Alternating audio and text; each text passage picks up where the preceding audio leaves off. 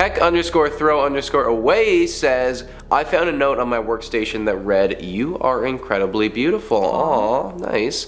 Nothing too bad and nothing threatening. I got into my coworker's car later to get a ride home and started talking to him about it. I laughed and made fun of the anonymous writer because I had always made it known that I was off the market to my now husband.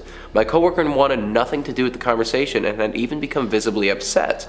Turns out not only was it him, but he had been in trouble for stalking a different female coworker. He would show up to wherever she was outside of work after he agreed to drive her home and would drive her by her house to see if she was home. You're triggered. You were, yeah. That's my biggest fear. Really, yeah, That's my biggest fear, yeah, though. that's a lot. That's a lot. That's my biggest fear. That actually, this actually kind of happened to my friend's friend. Oof. It was really bad. Do we want to disclose or? Well, like, no, I won't go into too much detail, but basically they were outside her apartment and they like filmed things. Yeah, like, I just. Yeah, Those people are just the worst. If you're one of those people, you know you are. Yeah, that's too, no, stop. This is Stanley_Leverlock.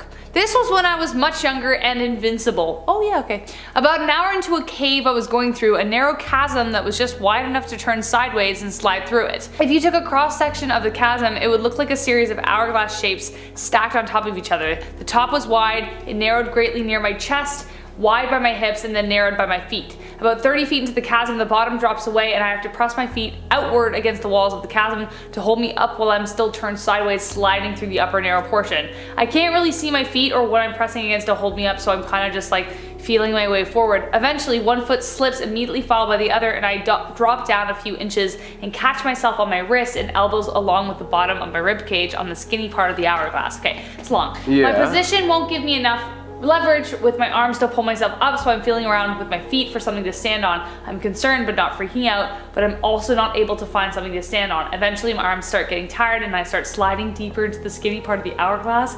As I slide lower, I realize that each time I exhale, I drop down an inch, and the skinny part of the hourglass started to prevent me from inhaling. This realization that I can't breathe, feeling freely triggered a bit of panic, and I started frantically kicking, looking for something to stand on, which just causes me to slide deeper. So I'm starting to freak out and I'm stuck taking half breaths, so I'm thinking I'm either going to get stuck and suffocate or I'm just going to pass out and drop down into this chasm that I can't see the bottom of. I don't know why it dawned on me, but I put one foot against one wall and the other foot against the opposite side and just pressed as hard as I could to give myself leverage to put myself up and catch my breath. I ended up just using that feet against the wall method to just scoot my way forward until I got to where the floor came up and I could stand on it. Well, it's a good bloody thing that he's invincible then. That was a long one. That was a long one.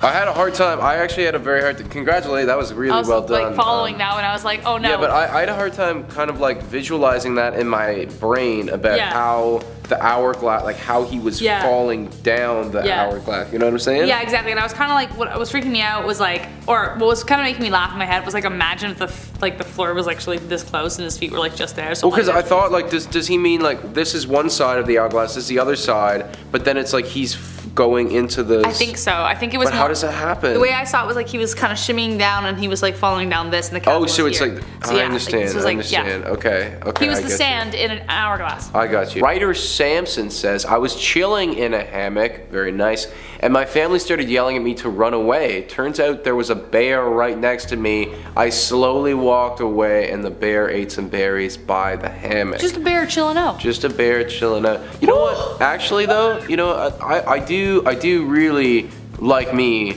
some bears. Like I think. Yeah, you like you some bears? Yeah. Berenstein bears? Yeah, Berenstein bears. No, but I'm serious. I feel like I've always been really good with animals, and I think I would trust my capabilities of like chilling it out. And it's like, I'm not threatening you, Mr. Bear or Mrs. Bear, whatever. As long as they can see you, apparently. Like as long as they if you're like in a closed open forest and you just show up on them, they'll think you're something awful or something like that. There was like a documentary about this. And then, but if you're like far away and there's a field or whatever. They know you're there, they'll just kind of like check. Well, because you know what, I feel like if I was a bear, and that's the thing, like if I saw you fully and I saw what you were doing, I know as a bear, like, I will mess you up. Like if you want some of this, like you can have some of this, but like you will lose, right? But if you're like, you know, doing stuff that I'm not aware of, that's when I start to get skeptical and as my bear self, and I'm like, okay, well, hey, what are you doing? Are you gonna come after me? You're really like diving into the psyche of a bear right now. What if he's insecure? Okay. Like you're just like, okay, here we go. Here's the motivation. Are you such an actor? All right. Take down his shield says, not one post, but a whole account, okay? There was a dude here who became obsessed with the idea of quantum immortality. Cool thing. I don't completely understand it, but it was essentially that when you die, your consciousness still exists and goes into a parallel universe where you didn't die, so essentially you live forever. He became so afraid of this uncertainty, and the idea of living forever terrified him to no end, so he started questioning whether or not to kill himself to finally figure out the answer. This is like Inception. His last post was pretty much him just saying he was gonna go through with it. Very tragic and scary to read. What did I just read? What did I just read? Oh my god, that's so sad. That's literally Marion Cotillard in Inception. Just being so obsessed with the idea of like what happens that they just go and figure it out. Well, no, that's but I think terrifying. Inception though, the thing about Inception was she wasn't. It was a dream world, yeah. She wasn't convinced that she was in her reality. Exactly. She had to escape her reality. Yeah. Whereas this person believes that there's just endless reality. Yes, yeah, absolutely, I understand that, but it's the same sentiment of like, I have to do this drastic thing to understand this. Do you know what I mean? Right, okay, I get you, I get what you're saying. Yeah, I would just prefer the spinning top method if it was me. I don't know, that movie messed me up. Yeah. Zanky, my dog died. About 6 months later, my next door neighbor asks about my dog. She hadn't seen her, but she could hear her walking around my front room and slumping into the front door where she loved to sleep. I had to tell her she died months ago. Her face lost all of her color. She asked if I was joking. No. My girl was gone. Instead of being scared, I just smiled and said, I'm glad she's not completely gone. That seemed to make my neighbor relax. She loved my dog along with most people who met her. She was a lovely doggo, as crazy as any other husky, but she had a lovely nature. I'm moved now. I hope she isn't lost and lonely. Now I'm gone. Wait, I hope she isn't lost and lonely. Now I'm gone. Is he referring to himself? Yes, because he moved. And so maybe the dog's like trapped. I get you. That's really sad, and I'm sorry for your loss, Yeah. Zanky. That's really, really sad. That is sad. Oh, that would make me feel better though too. That's a really cute response. Like, oh, I'm glad they're still around. Yeah, you know, there's something still there. Wibblewonk. What a name. I think I was 5 or 6 years old and was alone in the bath when I saw an older man sitting on the closed toilet lid, facing me in the bathtub. Not a good time. What? I jumped out and ran downstairs to my mom, sobbing my eyes out. I told her what he looked like, and the next day she took me to my grandmother's house and showed me the wall with all the family photos on it, and I immediately pointed out my great-grandfather's picture. I never met the man. He died way before I was born. Ever since then, me and my mother have been sure that it was my great-grandfather visiting us for some unknown reason, but he chose bath time? He chose bath time, and you know what? I'm really happy that they classified closed toilet lid. Oh man, because imagine if it was... It's just like, you know, I'm so sorry to have to come to you during this time, but I desperately need to do this right now. The unfortunate part about being a ghost is that like, hey, you actually can visit your relatives. Oh really? Hold on, I just go to the bathroom real quick. Not now! Alexis12 says, the other night I'm asleep in my apartment. I hear my front door open, but just figure it's my sister coming over to crash on my couch because she got in a fight with her boyfriend. Happens sort of regularly.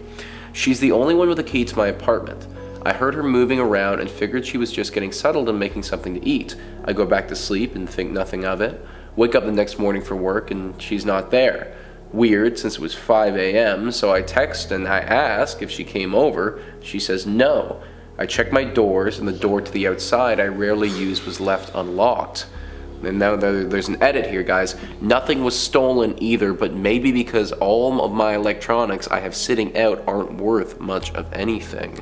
That's like why I religiously double lock my doors, but then double check before I go to bed. Like, that's like... Well, doesn't, he says here though, I check my doors and the door's outside. Wait. I rarely, okay, the door outside was left unlocked. Yeah. Got you, okay. I mean, I've heard stories of like people being like super drunk or something and then accidentally walking into the wrong house and being like, wait, no, this isn't my house, damn it. Yeah.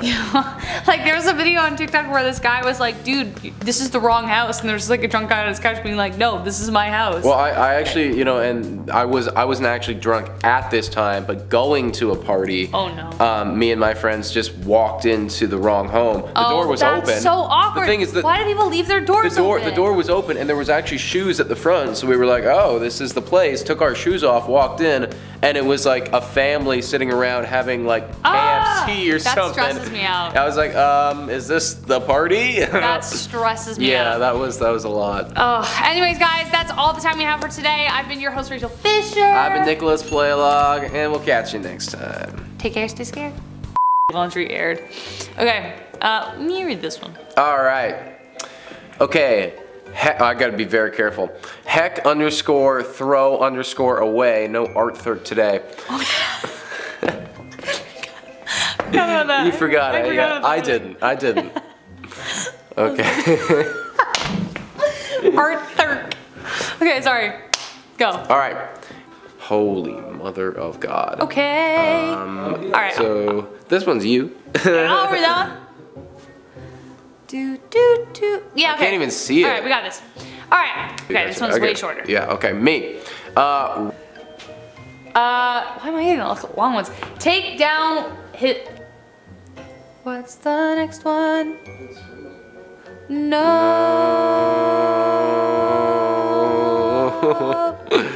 We didn't harmonize. Cool, we didn't really harmonize almost. there. I think you're just naturally lower, so it sounded like. Got you. Got you. Okay. Number. Oh, I don't know what number this is. Not now. Later. Just like all of the porta potties in the other side were filled at this moment. We got another long one. Do we have time for this one? Oh Jesus.